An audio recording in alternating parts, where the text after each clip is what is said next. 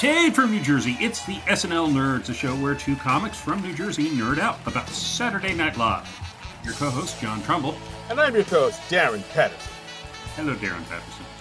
Hello, birthday boy. Hey. Hi. Happy birthday to you. Thank you. Happy birthday. Yeah, I'm not going to sing. Oh, you're going to keep singing. Okay. All right. Yeah, no, I'm done.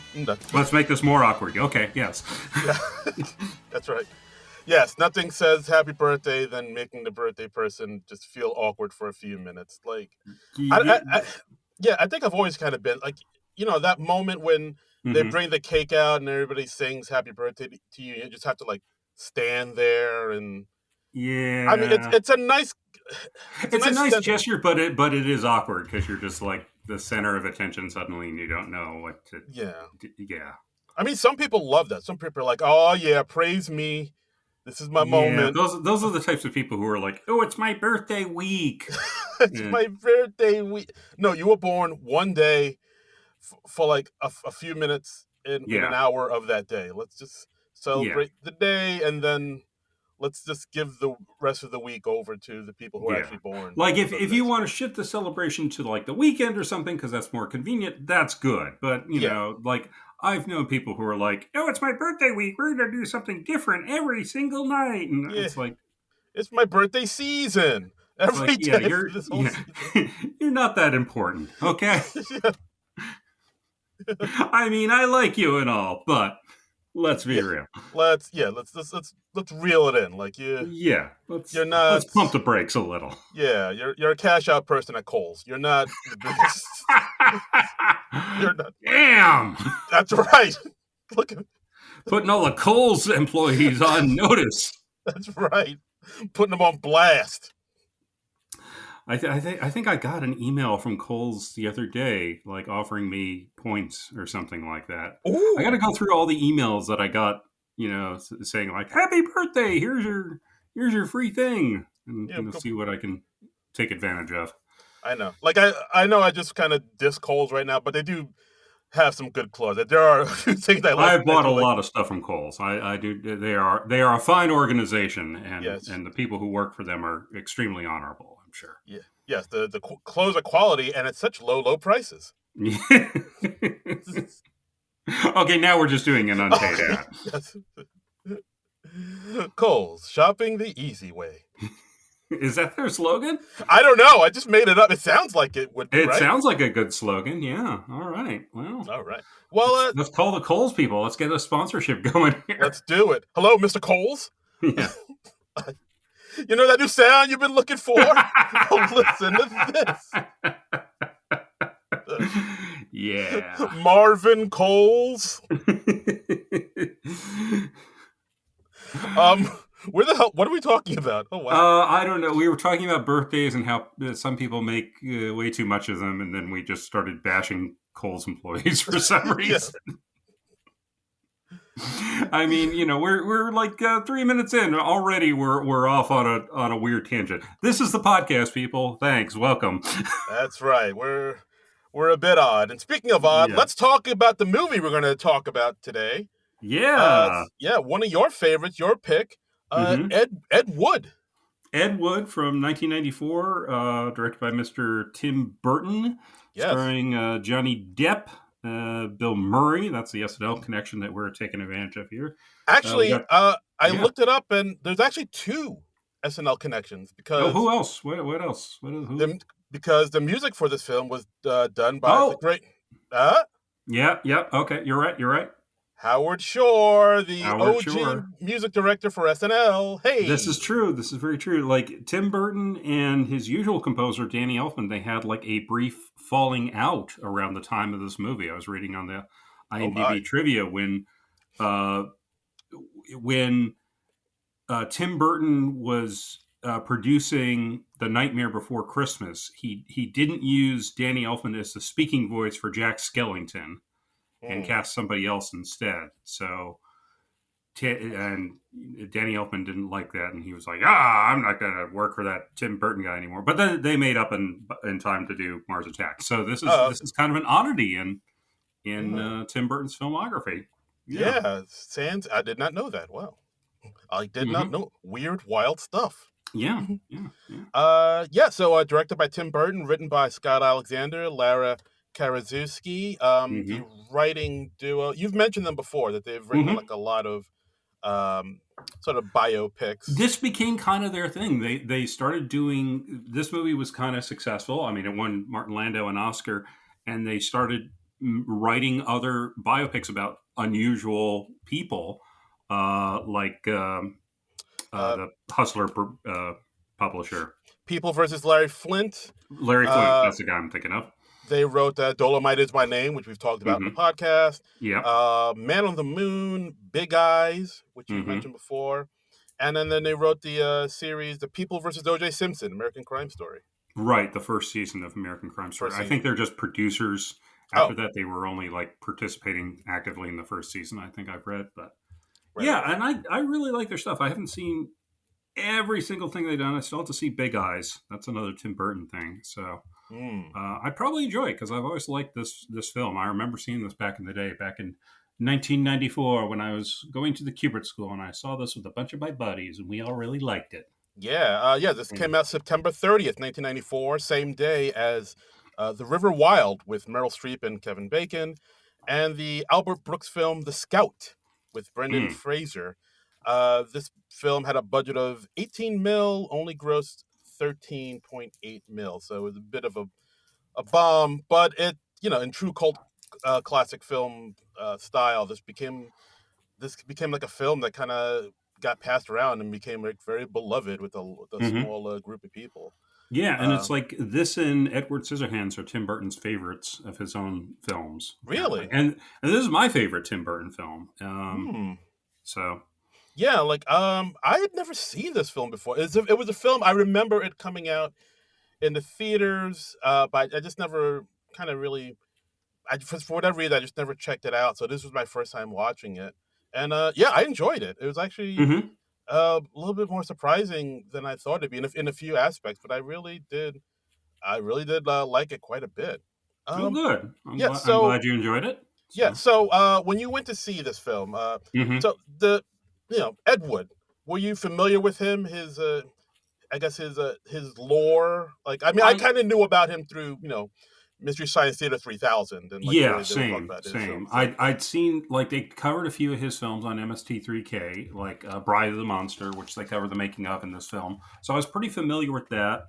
And I can't remember if I definitely hadn't seen Glenn or Glenda by this point. I probably had seen Plan 9 from Outer Space. okay. Um, and those are the three main films that they cover in this. Those are probably his three most known films. Ed Wood became notable like a couple years after he passed because he was named in some film book like the worst director of all time, and Plan 9 from Outer Space was named the worst film of all time, and that gave it like this kind of cultural cachet. Yeah, it's kind of like the same way I would say maybe like a Tommy Wiseau came Mm-hmm. out when he came out with that film, The Room, Right? and that was Yeah. like, which I've seen, and it's unintentionally hilariously bad. It's like it's Yeah. so bad it's hilarious, but Right. it's not meant to be hilarious. Right. And like I feel like the spirit of that movie kind of was started by these Ed Wood films. Like these films, like they Mm-hmm. were made with a lot of heart and a lot of care, but maybe not a lot of uh, Ability. ability. Yes, that's Yeah. yeah, Yeah, and that's kind of what is appealing about this film, and also about the character of Ed Wood in this film in general, is he's just this relentless optimist.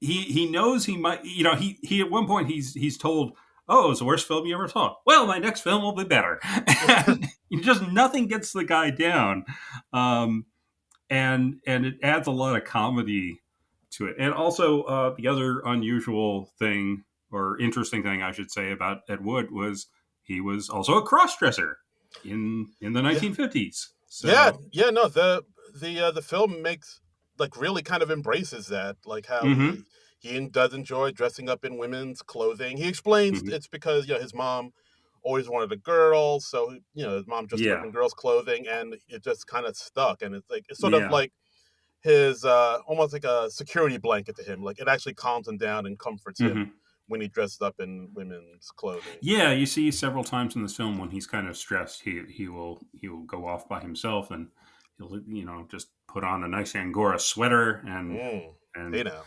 yeah, he's very happy. It calms him down and Yeah. So like it's his as happy yeah, so like place. as yeah, exactly. So as such, he does know what it feels like to be like a bit of a misfit, I guess you could say. So Hmm. like he kind of Yeah. surrounds himself with all these other misfits in a Yes. weird way. Like all these people he doesn't judge, and he Hmm. like really kind of takes into his fold and embraces. Yeah, yeah. At one point, like his girlfriend late in the film says, like, "Oh yeah, Eddie doesn't judge people," and he says, "Well, if I did, I wouldn't have any friends." And, yeah, so yeah, I mean, it's a cute movie. It's a comedy. I like. It doesn't really take a lot of cheap shots at the cross dressing. I think. I don't Um, think so. Yeah, like part of me was a little worried about that, where it's like, oh, is this mhm. insensitive? I guess in this day and age, but I don't think it is. It doesn't really No. like they're never like the butt of a joke, or is they're seen as Yeah. like the other or anything like They that. don't It's really present it as, oh, he's dressing up as a woman. Isn't this funny? Ha ha ha ha. The humor comes more out of people's occasional reactions to him when they're not expecting it, yeah, which I think is valid. I mean, yeah, it worked for me, and I think it's aged pretty well. A non cross dressing cis hetero dude. So yeah. maybe there's stuff that's going over my head that's horribly offensive, and I don't know, and I shouldn't be enjoying this film. Yeah, I know. But I mean, I'd like to hear other people's thoughts about it, but I didn't find it like when they talk about the Glenn or Glenda film, and mhm, he works at in the opening we see that Ed works at this studio, like he works on mhm. the lot, and he hears that somebody bought the rights to this man's story who's about to have a sex change, Christine and what? Jorgensen, who was a real Yes, person, yeah, yes, yes, who I yes. think was the first successful sex change operation. So that Oh, was in the news, and there was like this cheapy movie producer who was making a movie tie-in. It was supposed to be like the Christine Jorgensen story called "I Changed My Sex," and Ed pitches himself. He's like, "I'm more qualified than anyone to make this movie," and he like confesses to this schlock movie producer. He's like, "Well, I like to dress up in women's clothes," so he says, "So I know what it's like to live with a secret and worry what people are going to think of you." Um, right. Yeah, but so. then the producer tells him like, look, I'm not looking for a movie like a director that has like a vision and Mhm. passion. I want somebody that'll work cheap and quick. That's Yeah, all I can I like. need this movie made in 4 days. I don't care Four- what's in it. Just give me 7 reels that I can release. I was like, Uh, wow, that's the yeah, industry for you. And and I will yeah, say, like, I like the intro to this movie quite a bit. hmm, Like, of course, we zoom in on a spooky house, and of course, we see the way it starts is kind of interesting because it has, we see like Jeffrey Jones coming out of a coffin, and he talks directly hmm, to camera, and he's like sort of the narrator who yeah. introduces It's the show. very similar to the intro that Criswell, Jeffrey Jones's character, gives at the beginning of Plan 9 from Outer Space. Oh, is that? See, I don't know. Did I see all of? It's been a while since I've seen Plan 9, so like maybe I didn't. Yeah, Un- there maybe like a few things that were referenced in this film that maybe kind of went over my head that like were hmm, probably nods to other movies or things that yeah, maybe I yeah, didn't get. But then after that, like then they do the intro and they show like everybody's names on these tombstones that look like all practical effects hmm, and whatnot. It looked pretty yeah, cool, I will say. yeah. Yeah, I really dug it. And it's nice score from Howard Shore. That just lots of theremin and bongos and There, stuff, and it just yeah, yeah, it puts you theremin, in the baby. era. Yeah, Yeah, yeah, theremin and bongos. I mean that's the sauce. That's a secret sauce Oh, right there. what a wonderful phrase. Love it. So yeah, so Ed Wood, he's like just kind of a gopher at the studio, but he's looking to break into the movie business. He's got a friend at the studio who's like showing him all the stock footage, and Ed Wood's like, I bet I could make a great film just from this stock footage. And it's these completely unrelated things. There's like an octopus underwater, there's like cattle, there's like military There's soldiers like loading up artillery, and Yeah. Ed's like, I can make a movie out of all this, weaving this all together. It's like, you can? Yeah. It doesn't look like anything. But yeah, like we're introduced to Ed Wood. He's like this kind of, he really loves working in films, and he has a passion. Like we open up on him with his play, the first play he's directed. Yeah. And it's like really kind of rundown theater. We see Rufus leaking. They've got pots sitting in there in the audience to catch like the raindrops. Yeah, like 5 people in the audience. One of them's asleep. We see Bill Murray as Bunny Breckenridge, who's a friend of Ed's and who's an actor. Yeah. And we see that they're... And he's talking throughout the film about going to Mexico to get his own sex change operation going. But yeah, that's too. He apparently keeps chickening out. Right. Yeah, I thought that was interesting. It's an interesting role for Bill Murray. It doesn't seem like a very Bill Murray-esque role at all, which is... He's camping it up a little bit, but it's very interesting. Yeah. Yeah, like, like usually when you think of Bill Murray, you think, some, slick, fast-talking, confident, wise guy, but like he's definitely going in a different direction with this one, which I thought was interesting. Showed like another side of him. Yeah. And we also see Dolores, played by Sarah Jessica Parker, who's Ed Wood's girlfriend. And then, like, after this performance... And she doesn't know that Ed enjoys the cross-dressing. She does not know. It to her over the course of the film. Yeah. She doesn't understand why she can't find some of her sweaters and why they're all stretched out. But she does not know that, the man in her life is wearing her clothes. Nope. It's a deep, dark secret as the film starts out. But yeah, so they're like a ragtag group of actors and directors all struggling to try to make it, not great reviews in the paper. But again, like you said, Ed Wood's try to make a spin on it, try and make it sound good. And like I think one of the reviews says, "Oh, look, they said the soldiers' costumes were very realistic." That's positive. Yeah, exactly. So he's always looking for the little nugget of positivity that he can take away with him, and he's always putting the best possible spin on everything. And he pitches himself as the director of this I Changed My Sex movie. The producer doesn't seem too interested in him, but when he's on his way back home from the meeting, he sees Bela Lugosi, the film star famous for playing Dracula, and he's trying out a coffin because he's planning on dying soon. Yeah. Wow. And he's actually like, this is the most uncomfortable coffin I've ever been in. Yeah, so we see Martin Landau as Bela Lugosi, and I thought he's a scene stealer. I thought he did a really good job in this film. He's amazing in this film, and he won an Oscar for this performance. He beat out Samuel L. Jackson in Pulp Fiction. I know. Damn. I think if you watch the footage, you can actually see like Sam Jackson like visibly react to not winning, because I think Sam Jackson was like, I got a good shot at this, and then Martin Landau wins, and motherfucker. I think you either see him saying shit or motherfucker. Did he really? I think he said shit. Yeah, I mean they didn't have audio, but I think you see him going shit unmistakably. Motherfucker would have been more in character with Samuel Jackson. Yeah, well, it was 1994. His brand wasn't as developed back then, I suppose. So it's like, what can I say when I'm upset? Shit. Yeah. No, motherfucker. Yes. Yeah. Motherfucker. But I mean, Landau's so damn good in this film, and the makeup is so damn good. Rick Baker and V. Neal did this amazing makeup to make Martin Landau look like Bela Lugosi, and if you look at their faces, they don't look that much alike, but they really they made him like resemble Lugosi. It's pretty impressive, and I think that's part of why they shot the film in black and white, so the makeup would look more convincing. Yeah, like that's something else we should mention. Like the whole film is in black and white, which I thought was a very interesting move to go with. I think it works great for the film, though. For sure. Yeah. I mean, it looks like a film noir. Really, it's beautifully shot. The cinematography is incredible. Yeah.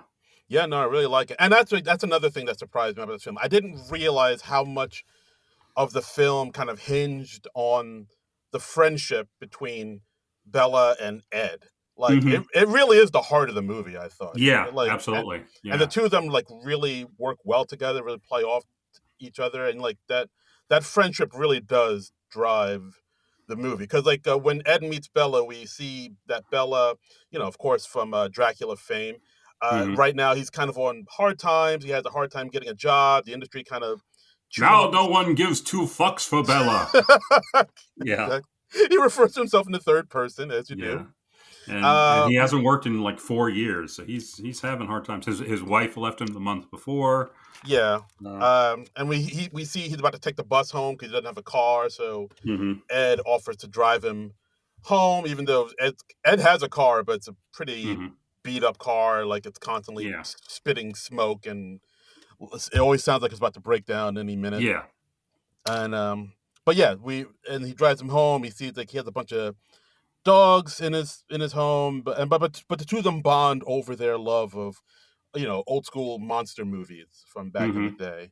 Yeah. And yeah, then Ed asked him to take him out to lunch, and like the two of them strike a very cool friendship. And I think it's because of that. That's where Ed gets the idea to go back to the producer and tell him, hey, if you let me direct this, I changed my sex film. I can get the great Bella Lugosi will be in this film, and of course, Yeah. no one's impressed because Bella's kind of a has been at this point. Everybody, when he says he's got Bela Lugosi in his film, everybody goes, "Isn't he dead?" Because he hasn't worked for so long, and or the people that know he's still around are like, "No, he's like a drug addict. He's no good. He's washed up. Don't bother with him." Yeah, and that's another thing. I didn't realize the whole thing of Bella being actually addicted to drugs. But yeah, those. Mm-hmm. Well, we'll get to it, but those drug scenes are like, wow, Yeah, it's kind of yeah, harrowing. But yeah, yeah. but Not harrowing, morphine. yes, I see what you did there. Yeah, yeah. Birthday boy. But yeah, so Ed kind of really pitches and goes to bat for Bella, and the Mm-hmm. producer's like, all right, you can do it, but I want a script in 3 days, and we shoot a Yeah, week from Monday, and if you want to put Bella in it, that's fine. yeah, So he's like, yay, he got a job. yeah, So Ed calls Bunny, asks him to get a bunch of, as he says, transvestites, mm-hmm. and then he finishes the script in 3 days. He gives it to Dolores to read, Mm-hmm. and Dolores reads it. She goes into the bedroom to read it, and when she finishes, she opens the door, and then Ed is there in her clothing. Right. So, And this is how he reveals to her that he's a cross-dresser. So yeah, she's she's a little upset. mm-hmm. You Yeah. know, yeah. I mean, it's not the last time she'll be upset. I mean, all things considered, she takes it pretty well. Honestly, most people that Ed tells in this movie that he likes to dress up in women's clothes, they either don't care or they just roll with it, which is really kind of refreshing. Yeah, that's true. I mean, towards the end with the Baptists, they kind of Yeah. react the way I thought everybody would react. Yeah, yeah. But, considering it's like 1952, but we're in Hollywood, so people are, I guess, a little more accepting and progressive or whatever. Or maybe that's just a convention for the movie. I don't know. Yeah, I do think this movie did play fast and loose with truth in places, but it's a fun movie, so yeah, for sure, absolutely. But yeah, she's a little bit upset, but Ed said, he wants her to be in the movie, and so mm-hmm. of course, look at that. She says she rolls with it. Mm-hmm. And Glenn and Glenda, I did watch that once, and that's a rough one to get through because, as I recall, it's mostly it's a lot of narration. It's a very narration heavy film, as I recall, and and Ed Wood like kind of turned it into this weird plea for acceptance for cross dressers, and like the producer says, like, I wanted a film about somebody changing their sex, and you gave me this cross dressing thing, and then they changed their sex like 5 minutes before the end. This is not what I asked for. Yeah, but write what you know, I guess. So yeah, like he basically Ed Wood kind of hijacked the movie and turned it into like his own I guess, coming out story, I guess you could Yeah, say. yeah, it's got and Yeah, and then they recreate the final scene of Glenn or Glenda where he's like confessed this problem to his girlfriend in the film, and she like takes off her Angora sweater and like gives it to him in this big symbolic gesture. Um, and yeah, it's weird. yeah, like It's a weird film. yeah, I see what they were kind of going. Like, I didn't. I mean, you can. It's a movie. You could tell it means a lot more to the filmmaker, to the director, Mhm. than it does to anybody else. Like, you could say, Right. oh, he's really spilling his heart out here. But to me, it's a little odd. Yes. Yeah, yeah. So yeah, we see them shoot the film, Glenn or Glenda. There's a cool little scene where they shoot a scene outside on the street. The cops Hmm. come. Of course, no one has. They don't have permits. They don't take second Yeah. takes, so they really immediately have to run. Yeah. There's another scene where we Yeah. see. And like every time Ed does a take, he's like, "Cut, print, that's perfect." And everyone's like, "Don't you want a second take for insurance?" And he's like, "No, why would we?" He's efficient.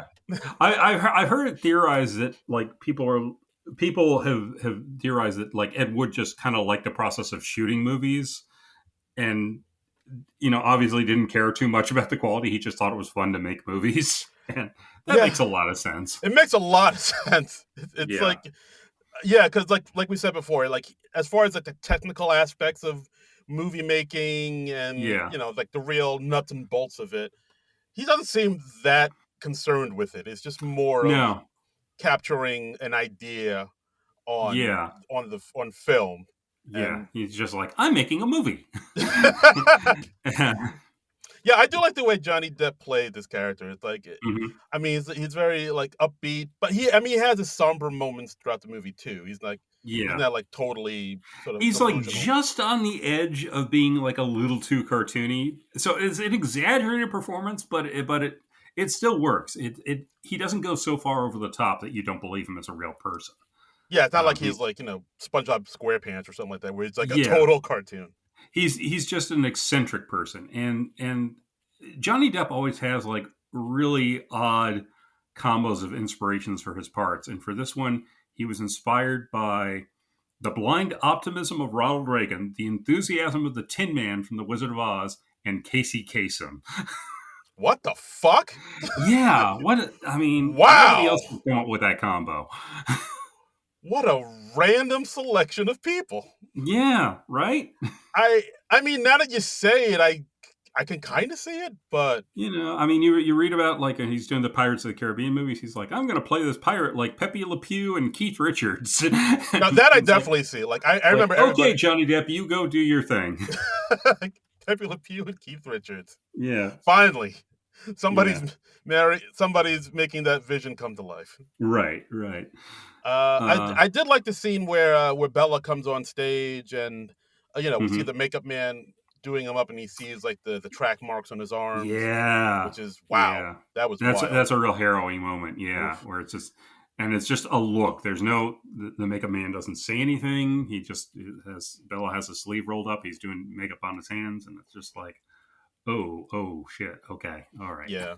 And I do like how one of the crew members walks up to him and says, like, "Hey, can I get your autograph? I'm a huge Hmm. fan of you, Bella. Like my favorite part of I loved you in The Invisible Ray. You were great Hmm. as Boris Karloff's sidekick." And Yeah, that sends Bella off into a rage. into He a says, rage. Karloff, that motherfucker's not fit to smell my shit. That limey cocksucker can rot in hell for all I care. Yeah. Like, jeez. And it's hilarious, but apparently, like his son Bela Lugosi Jr. says that part is completely inaccurate. His father never swore, and he was like a very proper old European gentleman. Never did that sort of thing. But Oh, it's hilarious in the movie. So oh, okay. All right. Yeah, I guess it's one of the things that just sounds funnier to imagine yeah, him cussing up a storm when the cameras are yeah, off. yeah.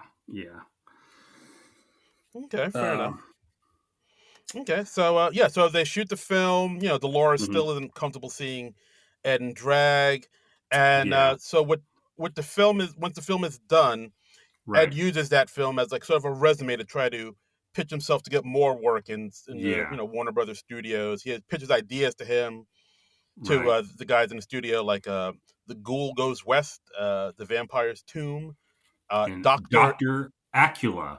Eh? Eh? Dr. Acula. You get It's it? like, oh, yeah, now I get it. Okay. It's a thinker. It's a thinker. Yeah. And then he pitches just the title "Bride of the Atom," and the producer's like, "Oh, well, that's interesting. Like atomic power, a monster movie that could work. That could work. Okay, let's talk. Let's talk. I'll check out your film and see what I think, and maybe we can do business together." Right. And then we see him at a screening of Glenn or Glenda, and he's like, wait. That guy in drag in the movie that's the guy I talked to this afternoon. This is a joke, right? Somebody's pulling my leg. Someone's playing a prank on me. Yeah. And meanwhile, Ed finds out that Glenn or Glenda is actually only running in Alabama, Indiana, Missouri. His producer's pissed at him because he made a piece of crap, and it's not the piece of crap that he wanted. So I wanted different crap. Yeah. So he's gonna he's not gonna work for that first producer again. Yeah. So like he's just hustling, trying to get something happening. He's at a wrestling match with Dolores and Bunny. Bunny tells him that he's definitely going to go to Mexico with his partner, and he's going to get the sex change. But we see that Ed is fascinated with Tor Johnson, one of the wrestlers. Yeah. And he's played in this movie by a real wrestler, George the Animal Steele. And, yes. Yeah, I mean, he looks incredibly like Tor Johnson in this film. Good casting there. Yeah, and he Ed Wood goes backstage to pitch the movie to Tor Johnson. He's like, well, you'd be playing a monster, but you save the day at the end. You get the girl, and Tor Johnson's like, yeah, that sounds pretty good. He's like Swedish or Hungarian or something like that. I forget which. Okay. Oh, that's where the voice. His voice is like that. That makes sense. Oh, okay. Yeah. Okay. So yes. No, Bella's Hungarian. Yeah, Tor Johnson was Swedish. That's it. Got it. Okay. Cool. Foreigners in this movie. Oh my god. That's right. Coming over here, taking our jobs. Yeah. But then we get into like one of the harrowing scenes I was talking about, where Bella calls Ed over in the middle of the night, and we see Ed goes into his house, and he finds him on the floor with a needle, and he's been shooting up morphine with the Demerol chaser, and just crying because he's broke, and like I don't know, like I was like, wow, this is. Because, like, I mean, if you watch the trailer, you think it's just going to be like the sort of campy, silly movie, but then lighthearted thing, but then it hits you with some hard shit like this, where it's like, wow, it's a lot. So like we see where what fuels Ed's drive to get a movie made, because he really does care about his friend Bella that the industry seems to have discarded. So we see that friendship between the two of them really start to, strengthen and tighten.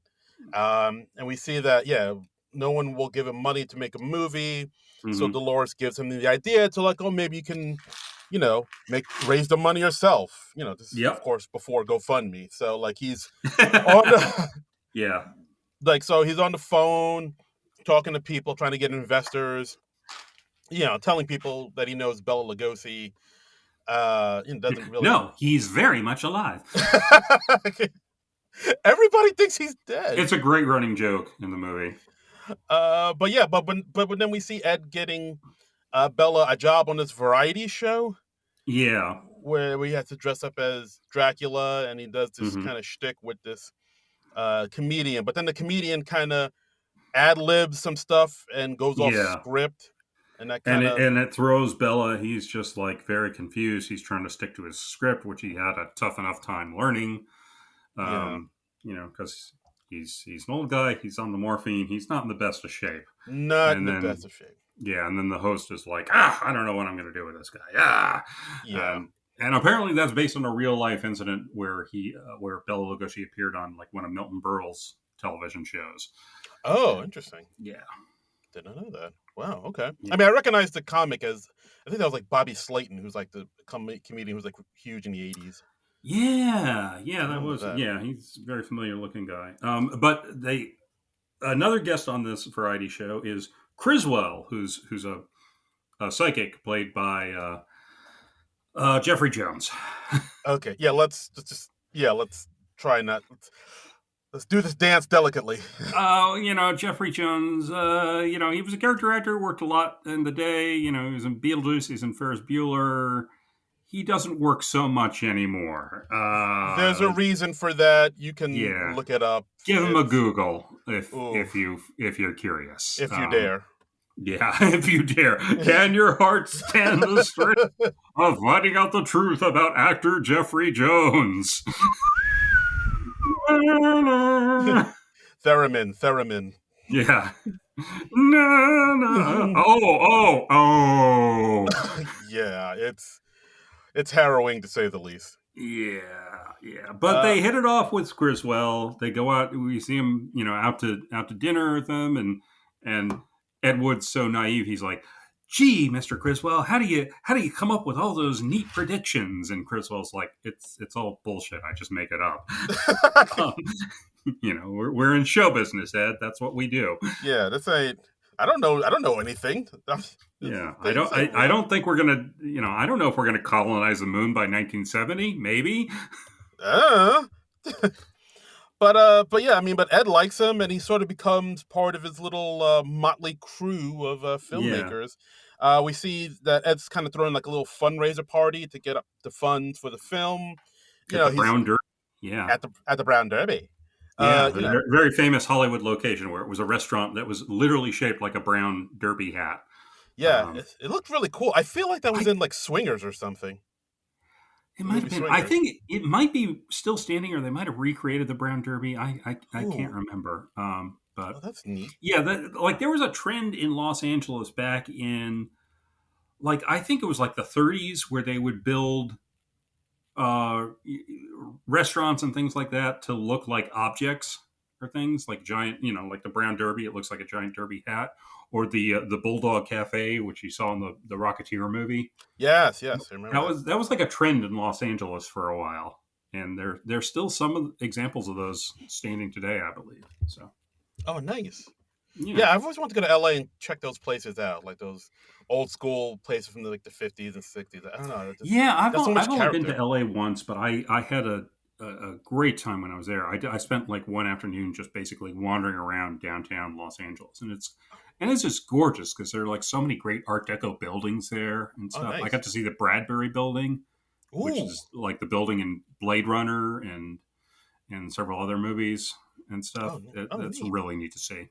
Yeah. Oh, sweet. All right, that's pretty cool. Look at you. That LA, it's a pretty happening place. It's a toddling town, that Tintle town. They're at the Brown Derby, and Ed Wood's like giving his hard pitch. He and his friends are in tuxedos and they're talking to potential backers, and he's like, "Well, the Hollywood studio with all their wasteful overhead, this movie would cost $1 million. I can do it for $70,000," and they don't get any backers. Yeah, no money at all. At the end of the night, yeah, $0. Bupkis. Yes. So Ed's dejected. He's at the bar drinking. Then he meets this woman, Loretta King, played by Juliette Landau, daughter of Martin. Right. This is one of her first roles, I think. Yeah. Yeah, most people, most Gen Xers like me would probably recognize her as Drusilla from the TV show Buffy the Vampire Slayer. Mm-hmm. When I saw it, I was like, oh, she was in Buffy. Nice. Yeah. And and apparently this part is part of why Joss Whedon cast her in Buffy. So. Oh, really? Mm-hmm. Oh, far out. I mean, unless IMDb is lying to me, which it is wont to do. It could. I mean, anybody can enter anything, so who knows? But, and she's kind of an odd duck. At one point, like they asked if she wants a water or anything. She says, "No water. I'm no liquids. I'm terribly allergic." Yeah, like I heard that. I thought, like, is that a reference to something that's over my head, or? No. I think it's just an odd thing about this character. Yeah, it's like such an odd line, but all right, I'll roll with it. Yeah. But so Ed overhears her talking to somebody on the phone, and he gets the impression that she has money. She moved into town, Yeah. and he pitches her the idea like, oh, have you ever thought about getting into the movies? The pitches, Mm-hmm. and then Yeah. he gives her a script, tells her Mm-hmm. how much he would need, like 60,000. 60,000. He's knocked another 10 grand off the budget. Yeah, She's like, "Oh, that sounds very reasonable." And yeah. yeah, So so he thinks she's this big time like heiress with heiress, lots of money, and he's like, "Oh, my ship has come in." And as she's and looking for the script, she says like, "Oh, well, have you ever have you cast the movie yet? I think I would like to be an actress, and this Janet Lawton looks like a really interesting part. That's clearly the part to play." And Ed's in a bit of a pickle because this is a part that he wrote for his girlfriend Dolores Fuller. yeah, it's like the So lead.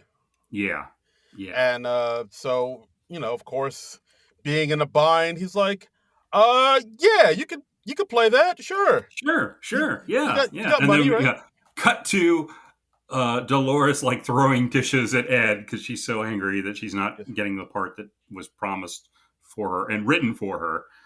So Yeah, she does not take it well. she does not take it well. She like knocks him out with a frying pan like they're in a Warner Brothers cartoon. Yes. It even makes a little clunk sound effect when it hits his head. I expected like little Tweety birds to flying around his head. Yes, yes. Like real Roger Rabbit style. Right. So they start making the movie Bride of the Atom, and they're just starting shooting, and then the guy who owns the stage comes in and he's like, "Hey, Wood, your check bounced. I need the money." And Ed goes up to Loretta. Loretta, Julie Lando's character, and he's like, "Well, the guy who owns the stage needs the money, so." And she's like, "Oh, well, you better pay him then."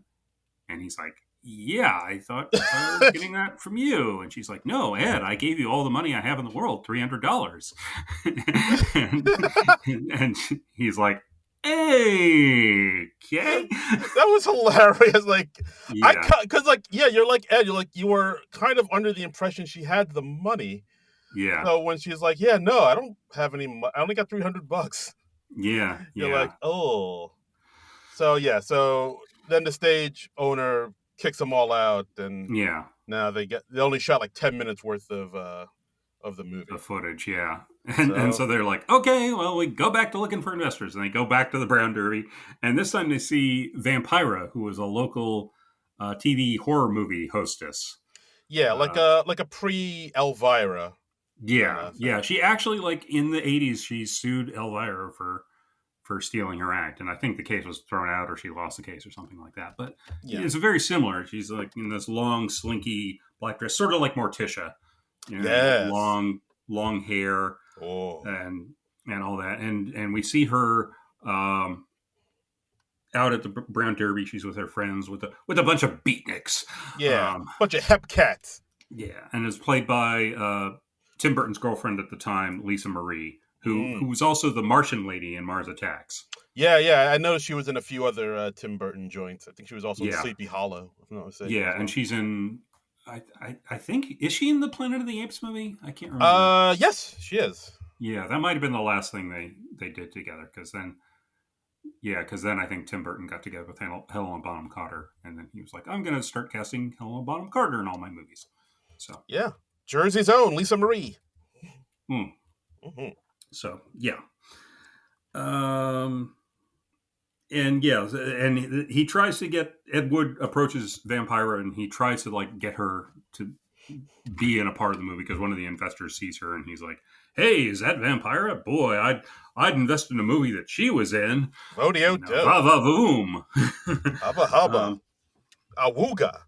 Yeah, and But yeah, yeah, like again, he pitches no to luck. her and no luck. She's like, yeah, no, I got a good thing going with the TV show. Like I don't need Yeah, whatever you're pitching.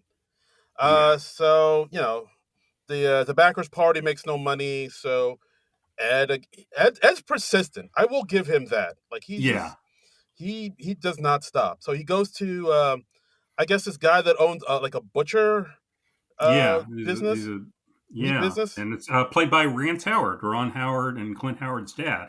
Oh, I did not know So that. and I believe he was a director in his own right. And at first I was thinking, like, is that Slim Pickens? He looks a lot like Slim Pickens, but no, it's Rance Howard. I looked it up. Very, very slim, very slim. And he's like, well, I'll back this movie of yours on two conditions. One, it ends with a big explosion, and two, if my son stars in it.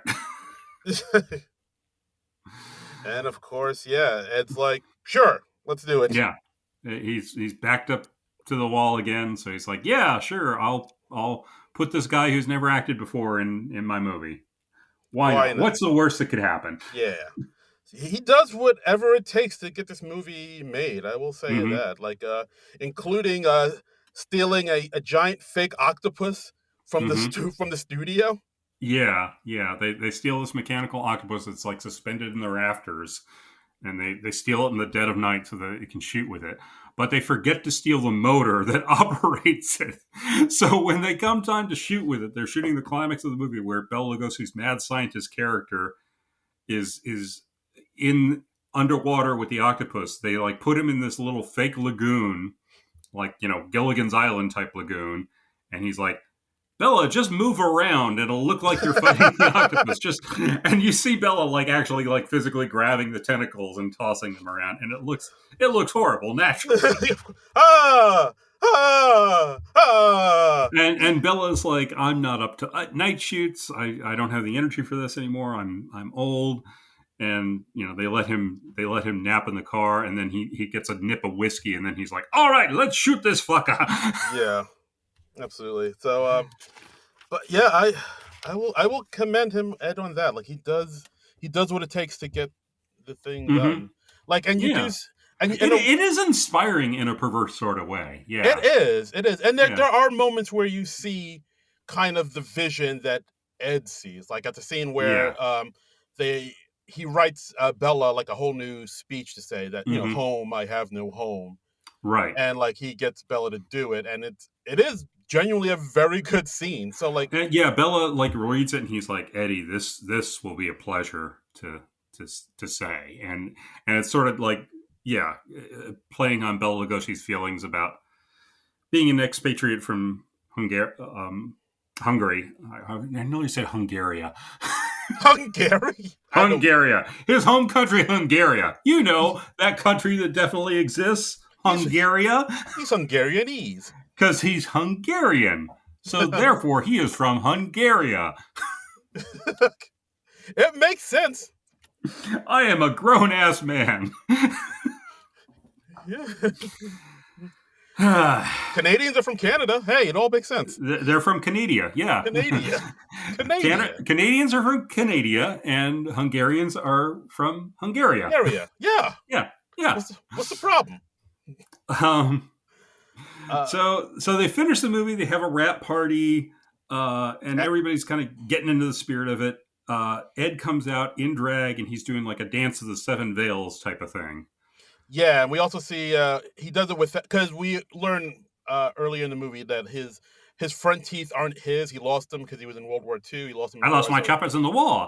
Yeah, lost my pearlies in the war. Yeah. So he doesn't have front teeth, and but yeah, everybody's having a good time. The party is at, I guess, like the meat packing plant or the factory, and there's a mariachi band playing.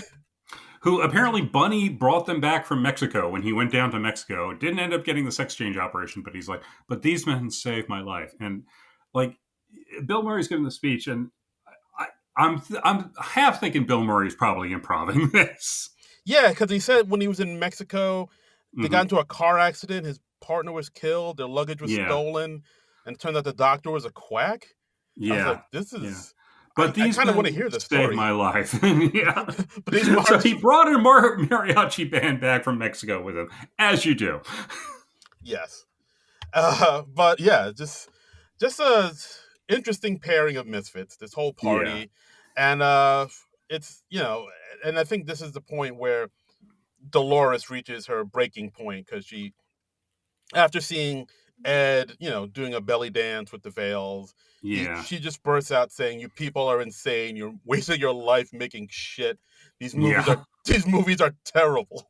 Yeah, she was she arrives on set like in kind of a mood because there's already this other woman in what was supposed to be her part, and she's like feuding and going back and forth, and she just has a bit part in this, and then she's just like and yeah, she yells at everyone, she storms out, and then she says like, "Look, Eddie, I was sticking it out to the end of the movie, but the movie's done," and she breaks up with him. Yeah, I mean, it kind of was inevitable. Like throughout the Mm-hmm. movie, you can see more and more she was never comfortable with this whole world that Ed created, and Yeah, I mean, of course, the fact that like she got screwed over for her role is yeah, played a huge part in it. But like, she was never comfortable with Ed and like all of Ed. So yes, like the fact that she's leaving at this point, it's like, yeah, this feels like it was bound to happen. It's a long time coming. yeah, yeah. Meanwhile, the I should just note, and just in the interest of accuracy, the real life Dolores Fuller, who was still alive when this movie came out, she said that the main reason she left Ed Wood was because of his alcoholism, which this Oh, movie really downplays. so, yeah, like I mean, he so Ed does do a lot of drinking throughout this movie, but no more yeah, than the average person. I thought yeah, not it's no more than the average person in 1952 Hollywood. yeah, liquid lunch. Come on, man. Yeah. um. So yeah. So Ed's kind of down. His girlfriend's left him. He's made another movie, but he's lonely. We see him. He picks up the phone to ask Vampira out, and she's kind of confused at first. She's like, I thought you were. Does she say fairy? I think she calls him a fairy. No, she says Oh, she says the other F's. Oh, okay. she says it. Uh, She says it, okay. and he says, "No, I'm just a transvestite." Yeah, I blocked that out. And Yeah, it's amazing like how it's like a struggle for him to tell somebody at the beginning of this film, but now it's like everybody in his life knows. So yeah, I thought that was interesting. He's like way more open. I guess because like he sees mhm. it's not that big a deal with a Yeah. certain sect of people. Yeah, I So guess it just got easier for him, or yeah, we don't need a million coming out scenes in the movie. Um I'm but coming but out. but she like turns him down, and she's like, "Well, you're not really my type, but hey, let's keep in touch." Um so it's a polite turn down, I suppose. Yeah, Yeah. that's true.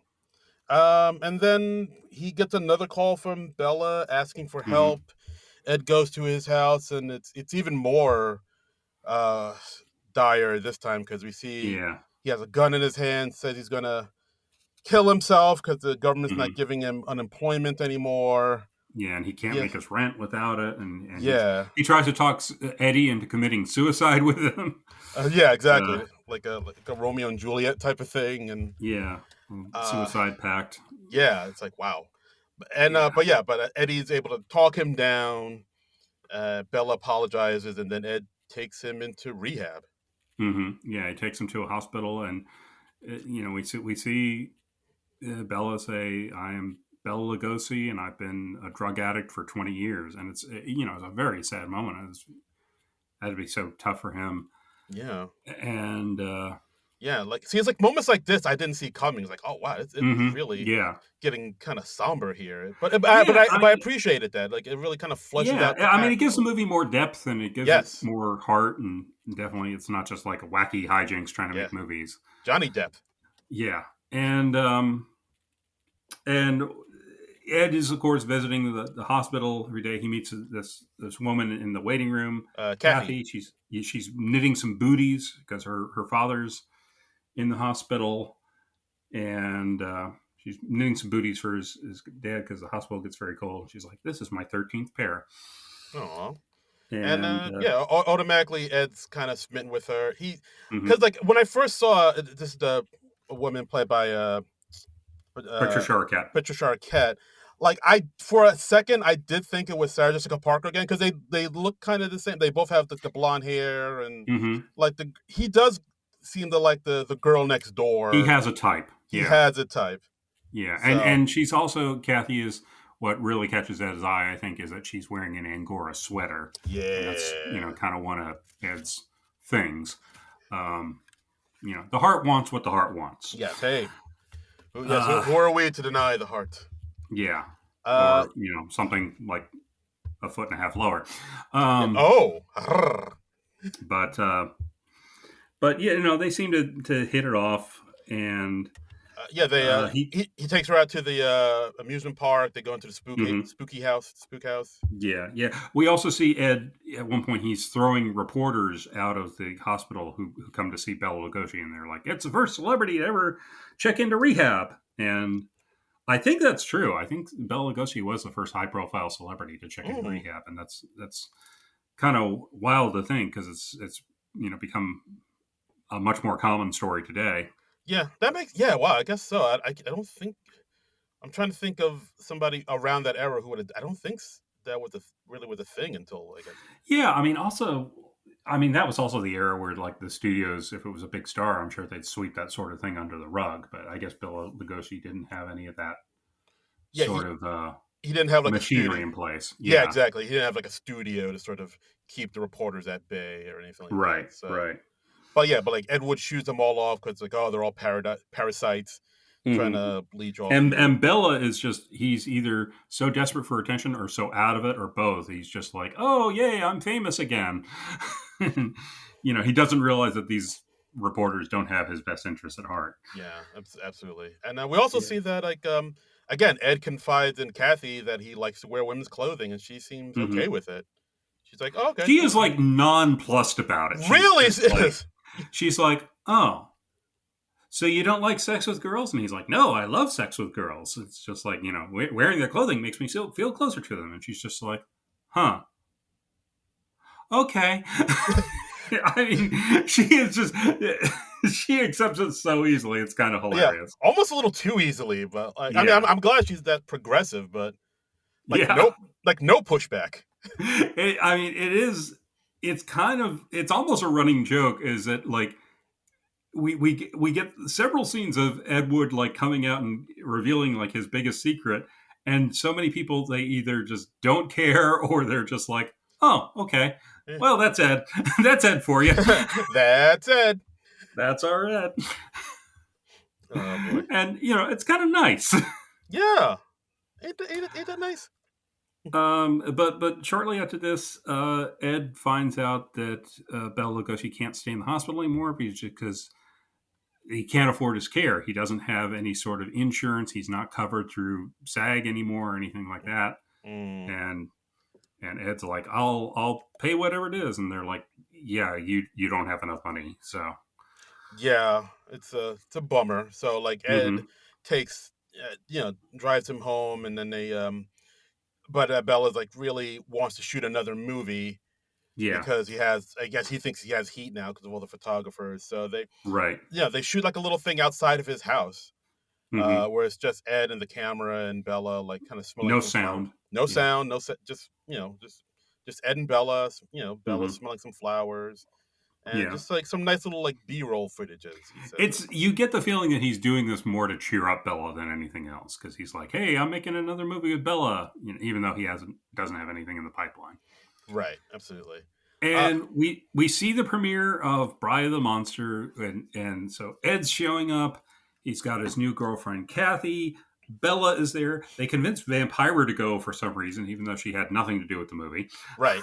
And yeah, so the movie's also called Bride of the Monster now, not no longer Bride of the Atom. Like Right? there was a Yeah, name change. because they thought it was a stronger title. Right. And And they get there, and the audience is like rioting. They are like tearing up the place. They're rowdy. They're going wild. yeah, like I never understood why that audience was just so insane. Like I guess it was just like a regular. I think it's like because they were kept waiting for so long, but yeah, it is a little unclear. Yeah, they're just going nuts. Yeah, They're, like and like as the cast make their way down the aisle, like a mhm. lot of the people in the audience try to grab them. They try to grope. They don't try to. They do grope like Yeah, a little vampire. kid comes up and like just grabs Yeah, Vampira right on her chest. Tor Johnson is in full costume and he can't really see because he's wearing these contact lenses. yeah. It They gets kind put of the lights out Yeah, and it gets yeah. kind of dangerous for them at some point. Hmm. To the point where they're like, yeah, maybe we should leave. We got to get out of here. Yeah, yeah, and they get out of there, and Ed's car is being stripped by kids outside, and Kathy actually like stops the taxi, throws herself on the hood of the taxi so they can all pile in and get away. Wow. It's it's wild. It is. And as they're pulling away, Bella just goes, "Now that was a premiere." So wild, that scene. Yeah. Insane. But like then we cut to Bella and Ed, talking about the night last night, and it's like, yeah, it was pretty wild, but it was they kind of enjoyed it. Did you see how that one kid grabbed Vampire's boobies? Oh God. And Bella's like, I envied him. Oh God. And Bella is stopped. There are some passerbys who recognize him, and they're like, "Oh gosh, Bela Lugosi, you're great," and he's like being appreciated by the public again, which is nice to see. Yeah, and of course, then that contrasted with the next scene where Ed gets a call, and it turns out Bella has died. He passed away, and we cut to Bella's funeral where he's dressed up as Dracula in the coffin, and it's really, really well shot. Really somber. Ed doesn't say any lines through this whole sequence. Like as they lower the coffin in the ground, it's like really, like again, this movie had a lot more depth in it than I thought it would. Yeah. And so Ed's at another low point.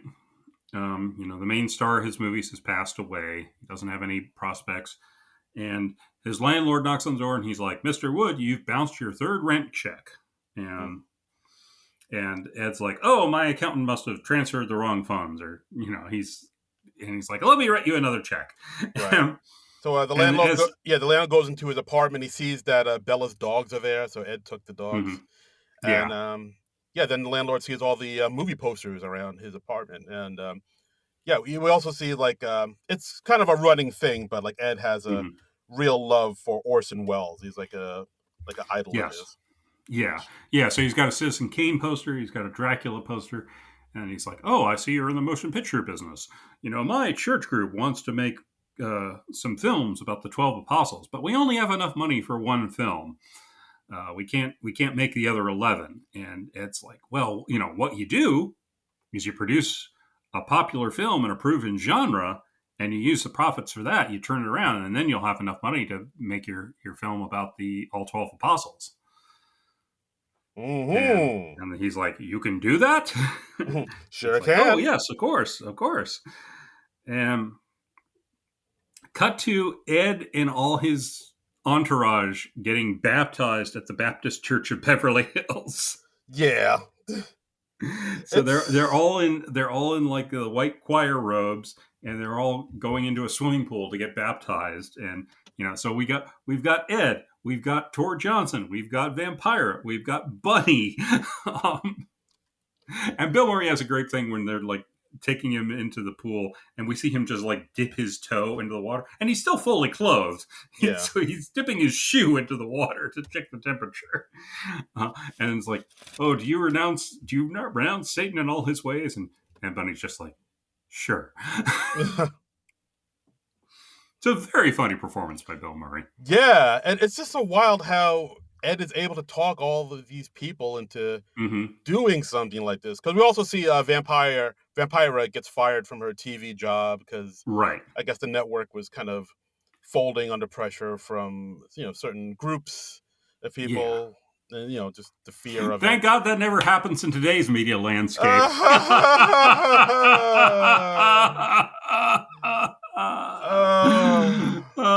We live in hell. But yeah, so like once Ed learns that Vampira is available and out of a job, he reached out to her to be in the next movie he's going to do, Grave Robbers from Outer Space. Vampira says like, "Well, I'll do it, but like, can you not like give me any lines just so no one knows I'm in it? Play me down." Play me down. Yeah.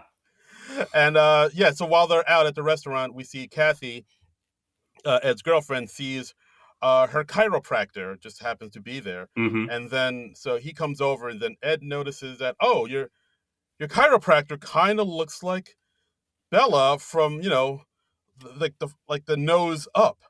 I can use that." Except he's a bald man. Yeah.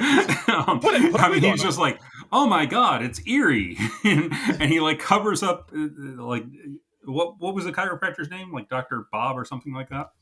Something like that. Let Yeah. me He look it covers up. up his face and he's like, "Oh my God!" It's like Bella's still with us because he's been searching for a Bela Lugosi double that he can finish the movie with. And yeah, so Bela Lugosi died before the this film was shot, and so they got his girlfriend's chiropractor to double for him, and he doubles for him by like holding his arm in front of his face like Dracula to cover the lower half of his face. And even then, he doesn't look anything like Bela Lugosi. It's obviously a No, different dude. yeah, no, not really. I mean, but like I mean, I guess because he pitched to the backers that like, oh, I have Mm-hmm. footage from of Bela Lugosi, and we can Mm-hmm. pitch this as his final film. Which I mean, he Yes. does have footage, but it's like Yeah. B-roll. Like it doesn't play Yeah. that huge a It's part in silent the. footage, and yeah. Yeah, so it's like I mean, he's kind of telling the truth, but it's not. I don't know. It's Yeah. interesting. But again, he's Very always interesting. putting the best possible spin on this stuff. So they start making the movie. The church people are they're they're interfering. They're like, well, we don't know about the title "Grave Robbers from Outer Space." We find digging up consecrated ground that to be sacrilegious. We and, they're just driving Ed nuts, and they introduce him to like the leader of their choir, and they're like, he's going to be the leading man, and Ed's like, what? Yeah, I'm the director. I should make these decisions. And yeah. So like all of these the Baptists are kind of breathing down his neck. The mhm, fact that he just does everything in one take yeah, and doesn't do another take kind of upsets there's a them. scene where like these two cops they're knocked over by this flying saucer that flies by, and they fall over in the graveyard, the fake graveyard, and we see them knock over a couple of the the cardboard gravestones, Yeah. uh, and Ed Wood doesn't see anything wrong with the take, and they're like, I think you don't know anything about movie making, and Cut and print. yeah, Or moving on. and so Ed he's being driven nuts by these folks from the Baptist church. Yes. And he So goes into his dressing room to calm down. He's like, "They're so stupid, stupid, stupid, stupid," which is a so callback to a line in the movie. yeah, yeah. Oh, I didn't realize that. Oh shoot. Yeah, yeah. You see it when they're shooting scenes later. Oh, okay. Um, yeah, Uh like the alien that Bunny plays in the movie. He's like, "You humans are so stupid, stupid, stupid, stupid." oh, that's right. Yeah. Oh So wow. so Eddie gets into drag to calm down, and then he comes out again like nothing's wrong, and he's in his Angora sweater, his wig, and his skirt, and he's like, "All right, everyone, let's get back to work." And the folks of the Baptist church see him, and they're just horrified. They're like, "Mr. Wood, what is this? This is an affront to goodness Oh. and decency." And Harumph, harumph, harumph. yeah, yeah. Listen. Um, But yeah, yeah. all of this stuff just sends Ed Wood into despair. So of course, Mm-hmm. when you're in despair, what do? You go to the bar. You So go drinking. You go to Musso and Frank's, and yeah, hell yeah. yeah, You Musso and go to tie one on, yeah, and he's there. I think he's still in drag. I think he's taken the wig off, but he's still in his Angora sweater and skirt, and no one at the bar like reacts to him at all. yeah. That was kind. I was like, all right, I'll go with this. But like, I Yeah, feel like yeah. somebody would have, especially in that era, would have said something. Exactly. Maybe because it's in Hollywood near a studio that nobody's pays him any mind or something. Yeah, maybe they think But he's an actor and he's like shooting between. exactly. All right, you know what? That makes sense. Okay, I'll give you that. Maybe that's it. But they don't even bother trying to justify it, which is fine. Yeah. And then he sees in the corner of the bar, he sees sitting at a corner table looking at a script is Mr. Orson Welles.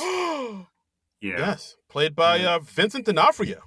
Vincent D'Onofrio with the Orson Welles voice provided by Maurice LaMarche, who Yes. is the brain from Piggy and the Brain. Oh shit, that makes. Yeah. I did not know that. He's kind of famous for his Orson Welles impression, and yeah, he can do that. That old Orson Welles tape where Welles is recording the commercial voiceover, and he starts Oh, criticizing the script oh yeah, and he gets like and all all. drunk and he's like all Yeah, belligerent. and Maurice LaMarche, he can do that monologue from memory. Nice. I've seen like a YouTube video of him doing it from memory. It's hilarious. Time to go on Um, YouTube. so yeah, he sounds just like he does an eerily good Orson Welles impression, and he also just sounds just like the Brain. Yeah. Okay. Yeah, because I for a minute I did think that was Vincent doing a spot on Orson Welles impression, but then like I Yeah, no. read into it. Apparently, Tim Burton wasn't satisfied with his voice, so he had Maurice LaMarche dub him. So, and you Okay. can kind of tell if you know. Okay. But they get to talking and they find out that their problems aren't so different. Like Orson Welles, he has problems getting financing for his movies. He has producers interfering with his movies and or producers. He's like Ed Wood goes. Yeah. Have you ever had a producer take away the final cut from you? And Orson Welles is like, I hate it when they do that. Ooh, that's good. Yeah, and he's like, in this new movie I'm about to do, they want Charlton Heston to play a Mexican, which is of course Touch of Evil, which is one of Orson Welles' most famous films. And if you haven't seen Touch of Evil, go rent Touch of Evil. Check out Touch of Evil. It's an incredible film, one of the greatest film noirs ever made. I will do that. Done. Yeah, I don't think. I haven't seen it. Like as far as Orson Welles films, I don't think I've seen too many. I actually saw Citizen Kane in high school because it was assigned to me like for a high school class I was taking, and I was like, yeah. I was very impressed by it. Citizen Kane is great. That's an amazing seminal film. Touch of Evil is another one of his great films. What else? I'm blanking on. Okay, But yeah, he's made a lot of great films. There's a film, Lady from Shanghai is another one of my favorites of his. He did that with Rita Hayworth, who he was married to at the time. Ooh, okay.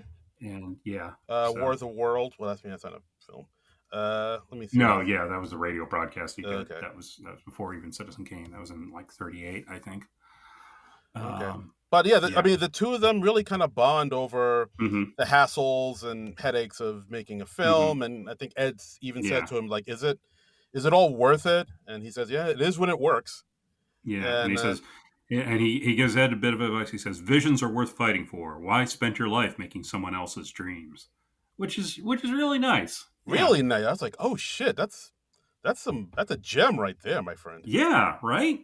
Absolutely. Right? So Ed goes back to the set. He's re-energized, and he tells the folks from the church, he's like, look, we're going to make this movie, but we're going to make it my way. That's the way it's got to be.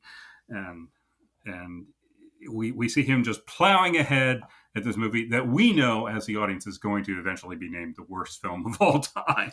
Right. And we're seeing, cheesy things like the set of an airline cockpit is like a wall with a door and a curtain and two chairs in front. He's like, where's the airplane cockpit set? You're standing in it. Yeah, and he just has this like all this confidence, and this movie is going forward. We see, of course, the homemade flying saucers set on fire. Right. Made out of paper plates, painted silver, and wow. Yeah, over like a cheesy miniature of the Hollywood sign, and they're like lighting them on fire with like a lighter, and then stringing them along with fishing poles. It's kind of hilarious, and we see Tor Johnson trying to rise up as a zombie, but he can't quite get out of the gravestone. So like Ed Wood sends a couple of the other guys in to help him out. Which is that's still in the movie, right? I don't think that's actually in the movie, but it's kind of hilarious. He cut that out? What? Yeah. It's been a while since I've seen Plan 9. I don't think we actually see that, but okay. But yeah, like so through it all, he perseveres and he finishes making this movie, which he does change the title to Plan 9 from Outer Space because he does like a little bit better. And then it's like, that actually is a good title. and and then they have the movie premiere. Him and Kathy drive up in the rain in his beat up, his convertible. Convertible. Of course, the roof thing isn't working on his convertible, so he just leaves it open in the rain. Yeah. And then they go into a packed theater, and like everybody's applauding him and cheering for him, and he runs up to the stage and says, "This one is for Bella."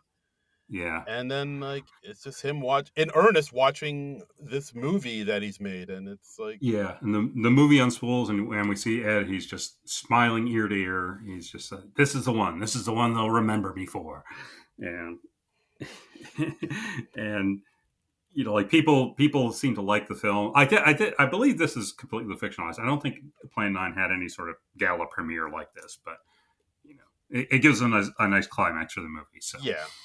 And he gets outside, and it's still raining.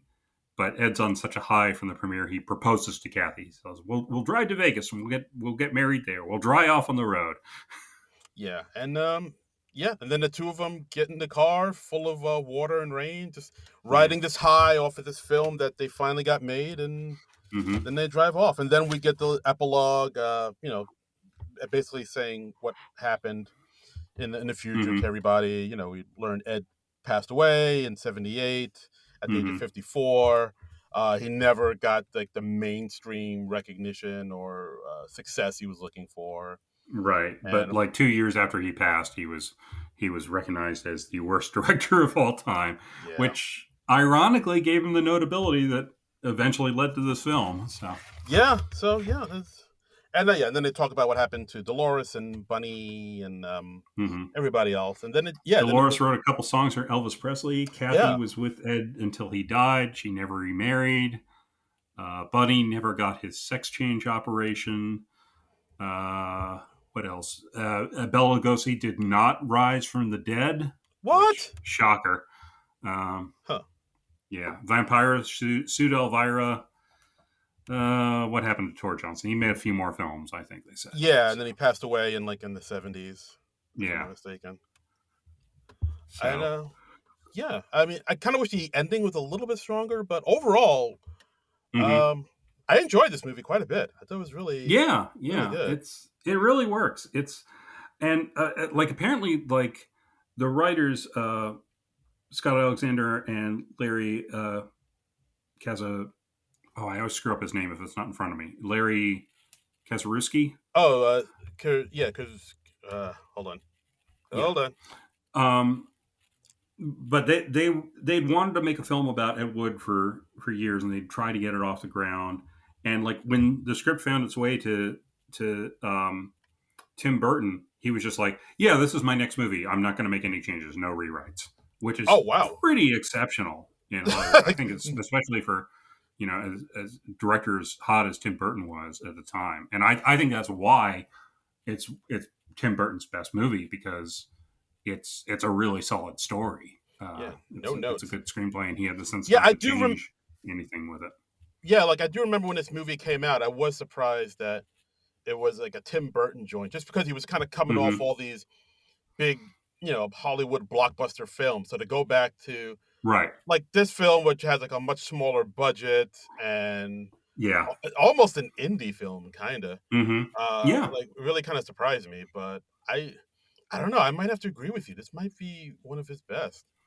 Yeah, it's definitely my favorite of his films. I'm very, I'm very hit and miss on Tim Burton. Some of his films I love, others I really dislike. I mean, and I just got kind of sick of his aesthetic in general. Yeah, I mean, it's almost like would you say it's like almost like a Wes Anderson thing, where he has this certain aesthetic that he always goes to, like to the point that it almost becomes like a parody of itself, like a cliche.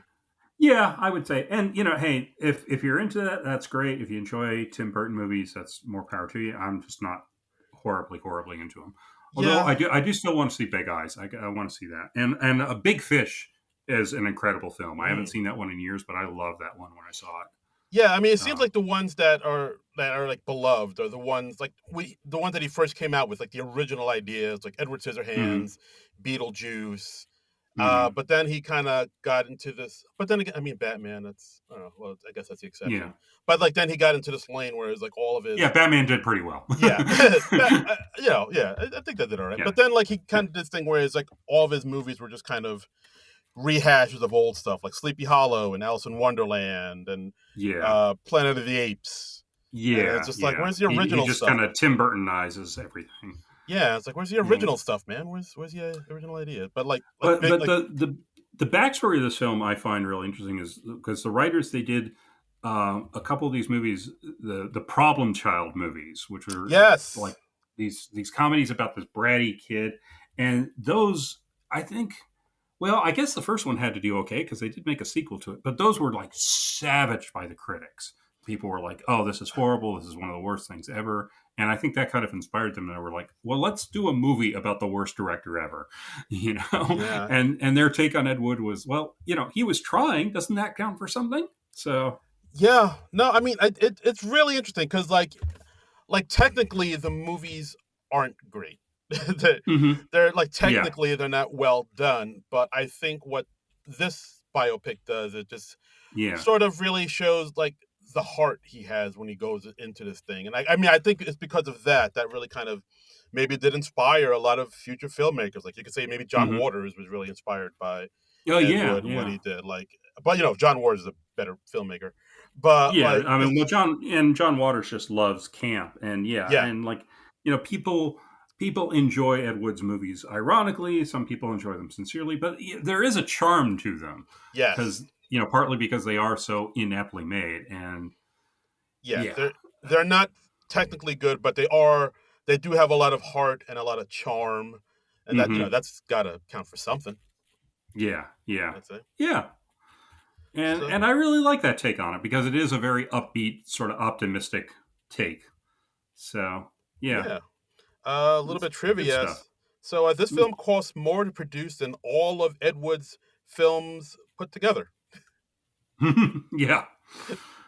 Uh, Interesting. Let's see what else we got. Okay, yeah, Yeah. as you mentioned, Bela Lugosi didn't curse as much Yeah. as he says. Um, This is interesting. The movie omits any mention of Jailbait, which Ed Wood directed and Dolores Fuller starred in between Glen or Glenda and Bride of the Monster, because Glen or Glenda was 53 and Bride of the Monster was 55. oh, It was a straight interesting. crime movie with no fantasy or science fiction elements. I think they did that one on MST too, if I remember correctly. Mm. They did a few Ed Wood movies. I know they did Bride of the Monster, and I believe they did Plan 9 from Outer Space on Riff Tracks, which is one of the follow up things to MST. Oh, interesting. So, Okay. yeah. And also a fact that the film omits that Vincent Price was at Bela Lugosi's funeral. Oh yeah. I Well, didn't know that. and apparently that was part of how Tim Burton connected to the script because he had a friendship with Vincent Price, who was in Edward Scissorhands Mm. and some other Tim Burton movie that I'm forgetting right now. But like Vincent Price was Tim Burton's horror movie idol, and so it was he responded to the friendship between Ed Wood and Bela Lugosi. So Oh, nice. yeah, Okay. Awesome. So I mean, yeah, Ed Wood. It's a film. I really enjoyed it. I think it is a it's a film. Yes. yeah, no, it's a good film. Like it's about this character. Like I feel like maybe not a lot, still a lot of people may not be familiar with because like hmm I mean the Ed Wood lore is definitely like sort of a only like a niche audience I would say would know about. Like I Yeah. don't think the mainstream is really still haven't caught up to him, but it's definitely worth checking out. Definitely didn't deserve to bomb the way it did. No, I but I feel it mean, did but better. Martin Landau's performance was recognized. He was Yes, nominated for an Oscar, won the Best Supporting Actor Oscar that year, and I think well deserved. absolutely for sure. Yeah. All right, so Yeah. Sorry, Samuel L. Jackson. Don't come kill me. motherfucker. Yeah, so we put the word out about this film on the Blue hmm Sky, and we did hear back from the good people at the I Heart Hater podcast about this, yes. saying this is their favorite Tim Burton film. Depp captures Ed's love of film and is not treated like a joke. While his films are considered failures, Ed Wood actually got them made. This is more than a lot of other directors to this day can say. And happy birthday, John Trumbull. Well, thank you very much. Yeah, Thank you very and of much. course, Ed Wood championed Bela Lugosi to the end of his dying day, which he truly did. hmm He was truly a fan and a friend of Bela, which is yeah Yeah. that was really the heart of this film. I did not expect that. Yeah. It's touching, right? Yeah, it really is. Yeah. It's yeah. I really like this film a lot. I liked it from when I first saw it. I owned it for a number of years, and it's one I like revisiting every once in a while. So yeah, no, solid pick, solid film. Thanks for this, John. Thank you. Well, thank you. I'm glad you enjoyed it. Yeah. And that's our episode, guys. Thanks again for listening to the podcast. As always, you could follow us on the social medias at SNL Nerds. You can hit us up on our Patreon at Non-Productive.com. Go to our YouTube page. Watch this little podcast of ours on the YouTubes. And as always, you could follow me on all the socials at Darren Credible. That's DARIN Credible.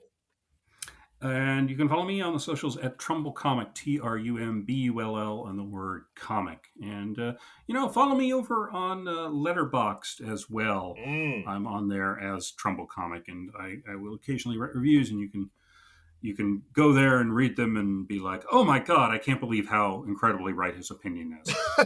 This man's a genius.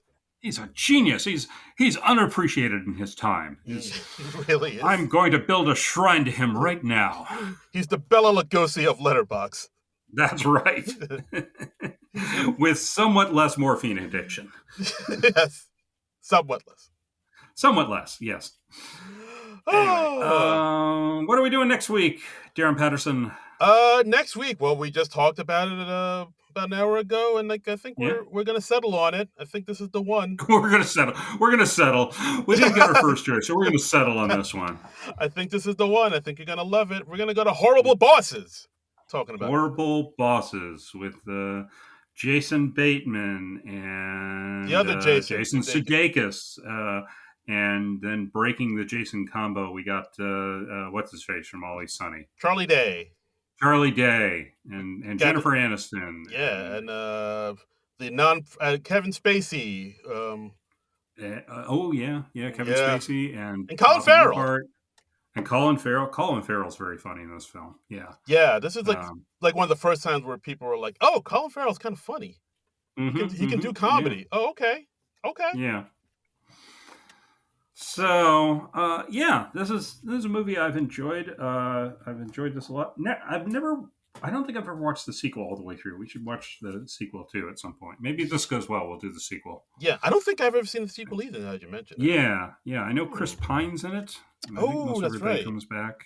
All right, so yeah, maybe we'll do that. Yeah, so we got another SNL star. We got Jason Sudeikis this time. We've got another star of the film who's since been revealed to have done horrible things with Kevin Spacey. So that's the other box we're ticking off. That's right. So we got all the requirements in there. It's a horrible man's summer. Yes. Here at the SNL Nerds. Our little horrible person mini film festival. Goodness. We don't plan this. It just happens sometimes. Yes. People do horrible things. Our next movie has R. Kelly in it, so we're gonna get ready for that. Just some of his home movies. Yes. I'm sure it'll be fine. It'll be fine. After that, Leonard Part 6. So get it's gonna be great. It's gonna be great. Real crowd pleaser. Wouldn't that be something if we just did Leonard Part 6 for episode 350? Is there an SNL connection to? No, I gotta look it up. Not that I know of, but that movie came and went so fast. I have no idea anything about it outside of Bill Cosby's in it, and it's so bad that when he was doing talk show appearances to promote it, he actually was outright telling people, "Don't see this movie; it is bad." Damn. So if you've ever asked yourself the question in the last few years, what does it take to make Bill Cosby feel shame? Leonard Part 6, apparently. That's the line. Yeah, that's a line. He was more ashamed of that than, certain other things he probably should have felt shame about. Indeed. All right. You know what? In fact, I'm going to go out and say he definitely should have felt shame about those things. Yeah, for sure. Yeah. It's going to be a radical statement. Yeah, people might come after me for this, but I'm going to lay my foot down. That shit was wrong. Oh shit, you're going to get canceled now. I know. Yeah, come at me, cancel culture. No SNL connection that I can see. Oh, geez. Sorry. I'm so disappointed. That's Joe Don Baker. Yeah. Oh, well, hey, okay. All right. Sorry, guys. We won't be able to Mitchell. do it. Yeah. Oh. Yeah, this movie's got everything. Anyway, next week, horrible bosses, and we'll cringe when we see Kevin's face, guys. I'm sure. Ooh. So, but anyway, join us next week for that. But until then, nerds out. This has been a non-productive media presentation. Executive producer, Frank Hablawi. This program and many others like it on the Non-Productive Network is distributed under a Creative Commons Attribution Non-Commercial No Derivatives license. Please share it, but ask before trying to change it or sell it. For more information, visit non-productive.com.